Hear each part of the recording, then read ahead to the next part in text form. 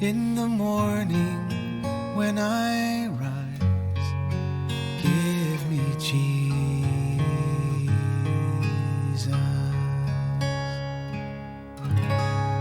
Good morning. So let me tell you what the bottom line is on being a doer of the word and not just a hearer of the word. Believe the word. That's the bottom line. Do you believe it? See, because if you do, then you'll share the gospel. If you believe, then you will receive the love of God. Oh, in John 4:16, it says, we have come to know and have believed the love that God has for us. You won't receive his love if you don't believe it, and he wants you to receive it. Well, here's one other dynamic for being a doer of the word that you probably won't hear from many pulpits. Be who God says you are. You're a new creature. You're a child of God, born again, born of the Spirit. Do you believe it? Do you believe that you've been recreated in righteousness and true holiness? Come on, you guys. Be a doer of the word. Believe that you are the very righteousness of God. See, that's the gospel, and that's the word of God. So be a doer and not just a hearer. Well, today we wrap up the first chapter of James.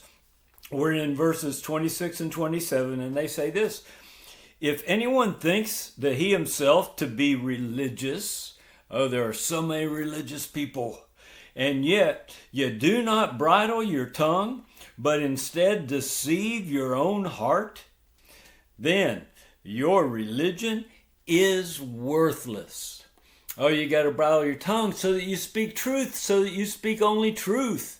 And the richness of the gospel is not about behavior, it's about identity, and it's about you seeing that you are the new child of the Most High God and that he loves you more than anything. Well, look at verse 27. Pure and undefiled religion in the sight of our God and Father is this: to visit orphans and widows in their distress, and to keep oneself unstained from the world.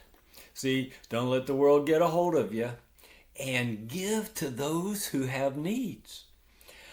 I really delighted in putting together the cover picture for today's encouragement because it shows Joseph.